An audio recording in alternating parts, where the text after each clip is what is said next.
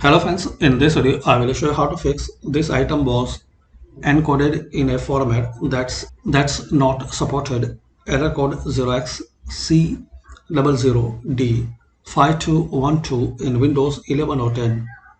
So guys, to resolve this problem, there are some easy method. First method, open any web browser.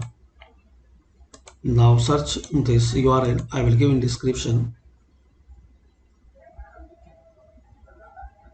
Now download file.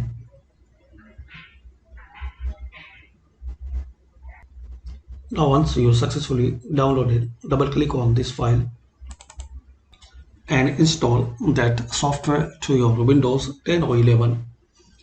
And once you successfully installed, restart your PC. Hopefully guys, using these simple and easy steps, you can fix and resolve. This item was encoded in a format that's not supported error. Thanks for watching and please comment this method work for you or not.